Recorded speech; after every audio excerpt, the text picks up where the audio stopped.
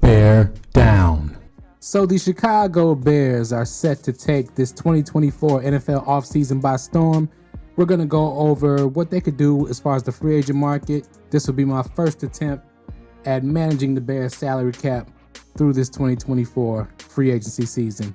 But before we get into it, don't forget to smash that like button, hit the subscribe button, and hit that notification bell for all your NFL draft, off-season, trade news. We got you here at Draft Capital Sports. Keep tuning in, hit that subscribe button. Let's get back to the video. So the Bears will start this off-season with roughly $50 million in cap. The total available cap for this offseason will be $247 million. So we're going to start, we want more than $50 million in cap. We're going to start with a couple of releases of the veterans on the roster. We can get out of some big contracts.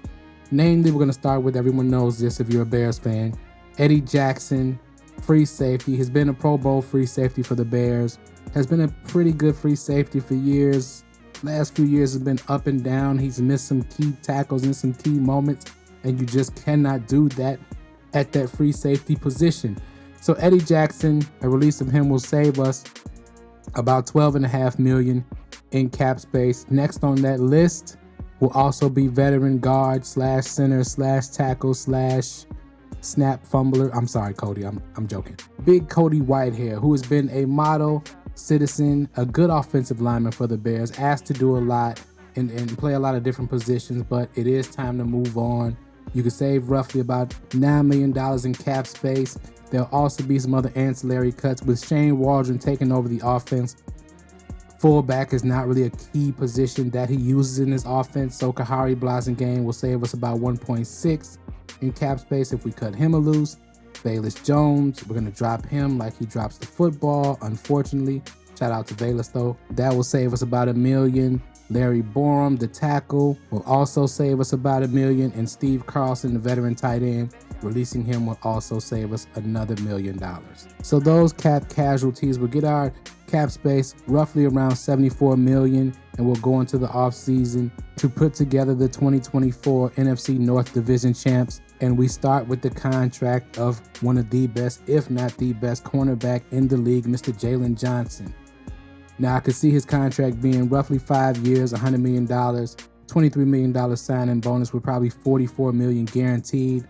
That could get that first cap year number around 14.7 with about 2.7 million added annually to that deal. We'll get it up to that $100 million mark. Next, we're going to bring in backup offensive lineman Dan Feeney at about 1.5. We'll bring in Patrick Scales, the long snapper, at about $1 million. Josh Blackwell, the special teamer / cornerback, at about $1 million. And that'll take us in the free agency shopping for the best deals and the most impactful players for the Chicago Bears team. Now, my first signing would be edge rusher opposite Montez Sweat. And I'm going to go bargain hunting. I know there's a lot of big names out there, but as you can see, we have some cap constraints. So I'm going to go for DJ Wanham, the high school teammate of Montez Sweat. We're going to put those two back together. I'm going to sign him to a deal for about $7.5 million annually, probably for 3 years. Now, Wanham fits every aspect of what Matt Eberflus and Ryan Poles look for in a prospect. His RAS score is at 807. That puts him in the green.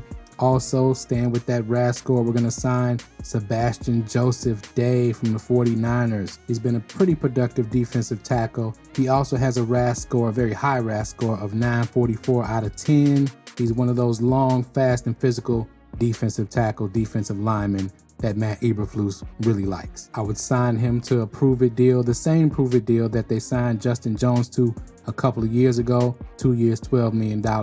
Bring his cap number to roughly $6 million. Now, we're going to stay in the trenches, but we're going to the offensive side of the ball.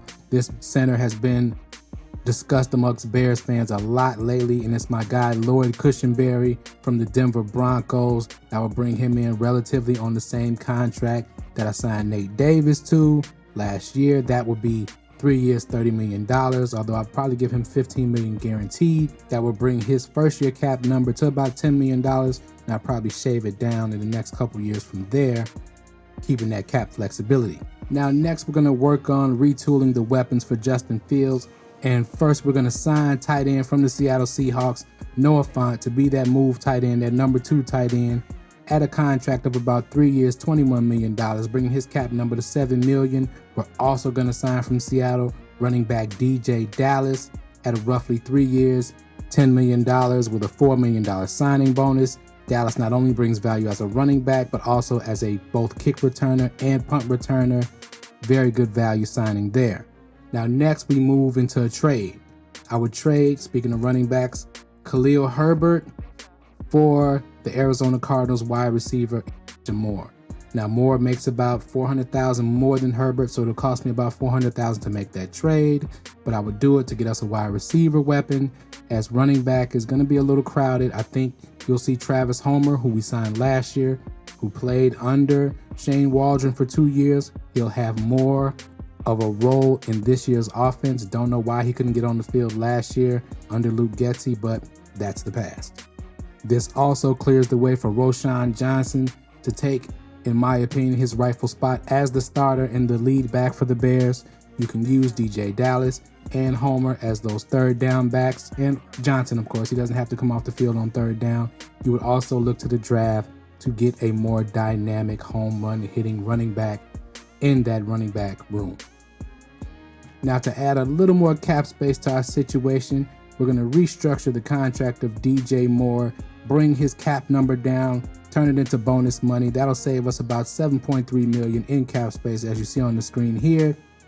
The rookie class will probably cost us about 10, as the Bears have pretty high picks and probably will have a rookie class of roughly 10 picks if they trade back, which I think they will do. So that leaves us with about $20 million left to spend or save.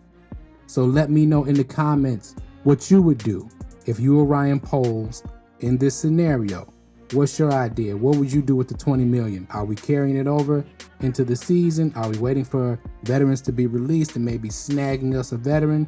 Is there a star free agent that we're going to get in a bidding war for that I didn't consider? Let me know in the comments below. It's your world. It's up to you. I'll be looking. I'll be watching. Thank you for watching. Thank you for hitting that like button, hitting that subscribe button, hitting the notification bell. I really appreciate the Bears fans for supporting the channel. I'm a Bears fan. I'm a Chicago native. I love my team. Bear down. Thank you for watching, and peace.